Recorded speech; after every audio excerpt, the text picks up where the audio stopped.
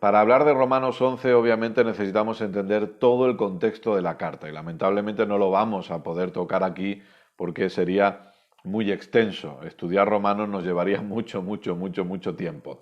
Pero bueno, vamos a intentar tocar algunas cositas entendiendo de dónde viene el apóstol Pablo, de qué viene hablando el apóstol Pablo para llegar a este punto. Recordemos, obviamente, que la carta a los romanos es una carta escrita a personas gentiles, ¿sí? Eso en principio todos lo tenemos claro. Es una carta escrita a gentiles. Pablo viene hablando desde el primer capítulo acerca de la perversión de la humanidad, el problema de la humanidad, que es la naturaleza de pecado. En el capítulo 1, Pablo le da, permitidme que lo diga de esta manera, un pequeño rapapolvo a los gentiles precisamente, porque se han pervertido, el orden, etcétera, etcétera. En el capítulo 2, Pablo también le da un toquecito a aquellos que se suponían que eran más santos porque practicaban la ley, es decir, al pueblo judío. De ahí la importancia que entendamos que en las cartas a veces los autores empiezan a sobrevolar, por así decirlo, un tema en los primeros capítulos, pero no aterrizan hasta prácticamente el final de la carta. Por eso, para entender lo que vamos a leer, que no voy a leer el capítulo entero tampoco, es necesario leer toda la carta. Pablo va hablando del pueblo judío durante la carta. Pablo habla de Abraham en el capítulo 4. Pablo enseña de una forma muy clara que solo podemos ser salvos por medio de la fe en Jesucristo, que nuestra justificación está por medio de la fe en Jesucristo y que no puede ser a través de nuestras obras. Viene hablando en el capítulo 5 de cómo la desobediencia de Adán produjo lo que produjo, pero la obediencia de Jesús produjo la maravillosa salvación, justificación. En el capítulo 6, como Pablo viene hablando de ese perdón y esa justicia tan extrema, por así decirlo, toca ciertos puntos diciendo, bueno, esto no significa que tengamos licencia para pecar, sino que esto es para que entendamos que ya hemos muerto al pecado. Estamos bajo la gracia, no estamos bajo la ley. El pecado no se puede enseñorear de nosotros. En el capítulo 7, de repente Pablo vuelve a hablar un poquito a aquellos que entienden la ley. De hecho, lo dice directamente, escribo a los conocedores de la ley. Y empieza a hacer una alegoría entre estar separados de la ley para vivir en Cristo, etcétera, etcétera. El capítulo 8 es el capítulo de la victoria en Cristo, somos más que vencedores. Pablo viene tocando, desarrollando todo eso y de hecho el capítulo 10 acaba diciendo, el verso 21, si tenéis ahí vuestra Biblia, capítulo 10, verso 21 dice, pero acerca de Israel dice, todo el día extendí mis manos a un pueblo rebelde y contradictor. Fíjate, todo el día extendí mis manos, algo que venimos diciendo desde el principio, o que venimos repitiendo mucho, es que Dios es un Dios lleno de gracia siempre. Y los primeros capítulos de Romanos lo que se nos va a enseñar es precisamente eso, que Dios es un Dios lleno de gracia y que siempre ha mostrado gracia, ya no solo, obviamente, sobre el pueblo de Israel, sino que también sobre el pueblo gentil, aquellos que no somos judíos. El verso 1 del capítulo 11, supongo que ya todos estáis en Romanos 11, dice lo siguiente, digo pues, ¿ha desechado Dios a su pueblo? O sea, es verdad que yo soy apóstol a los gentiles, como él va a hablar ahora en el capítulo 11, que yo estoy predicando a los gentiles, que vosotros sois gentiles, que sois salvos, que estáis en Cristo, y surge la pregunta, ¿ha desechado Dios a su pueblo? Y la respuesta es rotunda, en ninguna manera, porque también yo soy israelita de la descendencia de Abraham, de la tribu de Benjamín. No ha desechado Dios a su pueblo, al cual desde antes conoció. ¿O no sabéis qué dice de Elías la Escritura? ¿Cómo invoca a Dios contra Israel diciendo, Señor, a tus profetas han dado muerte y tus altares han derribado, y solo yo he quedado y procuran matarme? ¿Qué significa eso?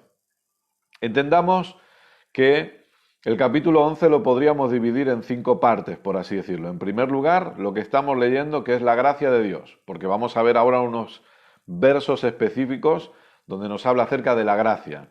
En segundo lugar, la caída de Israel, que más que hablar de caída de Israel, hablamos del rechazo de Israel hacia nuestro Señor Jesucristo, lo cual provoca, o produce la salvación, que sería la tercera parte del capítulo, la salvación de las naciones. Por causa de ese rechazo de Israel, la salvación se abre a todas las naciones.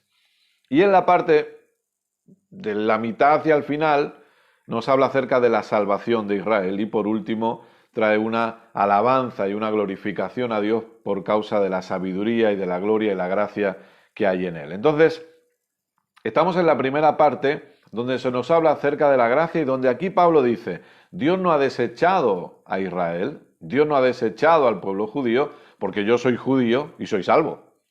Yo soy judío y he sido justificado por la fe. Por lo tanto, Dios no les ha desechado, sino que, y pone el ejemplo de Elías, que vosotros lo podéis leer en el Antiguo Testamento, cuando Elías entró como en esa depresión, si se me permite decir de esa manera, después de haber obtenido una victoria gloriosa, y dice, bueno, es que me he quedado yo solo, ¿no? Y Dios le dice, no, yo tengo un remanente, tengo 7.000 que no han doblado sus rodillas todavía. Entonces, Pablo pone ese ejemplo diciendo, hay judíos, hay pueblo de Israel que son salvos.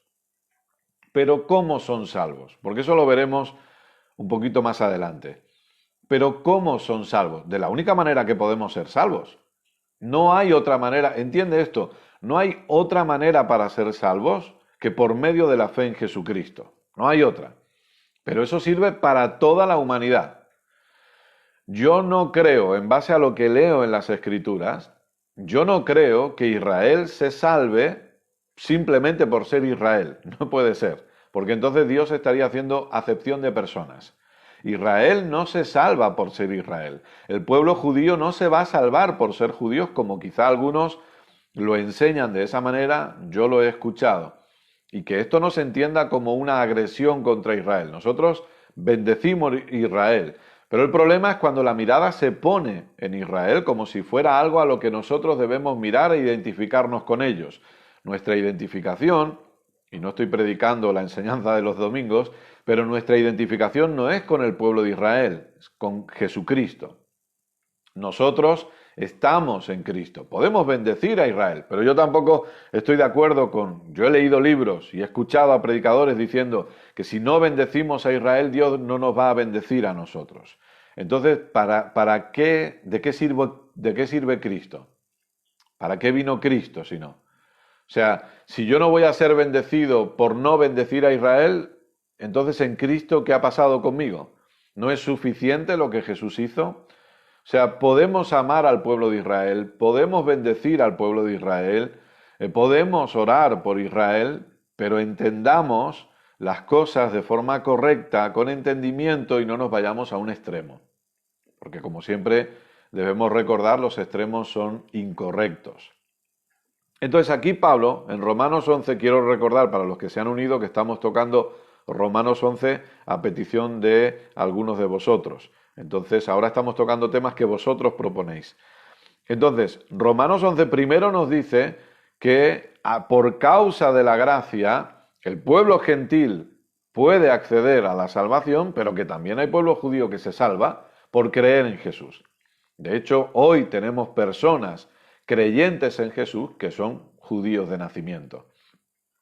Sigue diciendo, ¿pero qué le dice la divina respuesta? Me he reservado 7.000 hombres que no han doblado la rodilla delante de Baal. Así también, aún en este tiempo, dice Dios, ha quedado un remanente escogido por gracia. Esta primera parte nos habla de la gracia de Dios. Y fíjate qué interesante. Y si por gracia, ya no es por obras. De otra manera, la gracia ya no es gracia. Y si por obras, ya no es gracia, de otra manera la obra ya no es obra. Por lo tanto, nosotros necesitamos entender que todavía hay gente del pueblo de Israel que son salvos, pero siempre por medio de la gracia. No se puede mezclar la gracia con obras. Aquí no se trata de que podemos mezclar gracia y obras. No mezcla, no obras, solo gracia. Porque si no es solo gracia, entonces ya no es gracia. La gracia tiene que ser pura. La gracia tiene que ser no adulterada. La gracia tiene que ser, sin ninguna duda, sin mezcla. Y eso es muy importante que lo entendamos. Significa que como cristianos no tomamos acciones, hay acciones que son el fruto de la naturaleza que nosotros tenemos en Cristo, pero nunca, nunca serán para poder obtener algo de parte de Dios. La gracia debe ser pura. Jesucristo sin mezcla, Jesucristo más nada es igual a todo. No hay mezcla ahí. A Jesucristo no se le puede añadir nada. Su obra es más que suficiente. Él es más que suficiente para tu vida. Déjame decirte algo, Jesucristo es más que suficiente para tu salvación. Jesucristo es más que suficiente para tu libertad. Jesucristo es más que suficiente para tu prosperidad. Jesucristo es más que suficiente para tu sanidad. Jesucristo es más que suficiente para tu bendición. Él es más que suficiente en tu vida siempre.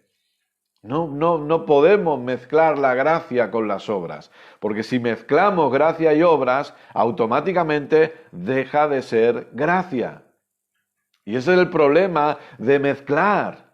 Ese es el problema de mezclar una cosa con la otra y decir, bueno, sí, gracia, pero un poquito de obras, un poquito de ley, no, porque deja de ser gracia. La gracia tiene que ser pura, tiene que ser sin mezcla.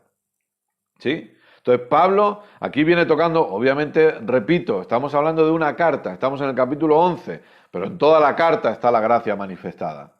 Pablo nos dice en Romanos 5:17 que para poder reinar en vida necesitamos recibir las riquezas de su gracia y el don de la justicia. En toda la carta hay gracia manifestada porque Dios es un Dios lleno de gracia. ¿Sí? Y Dios está manifestando gracia y la mayor manifestación de gracia es Jesucristo, Dios hecho hombre.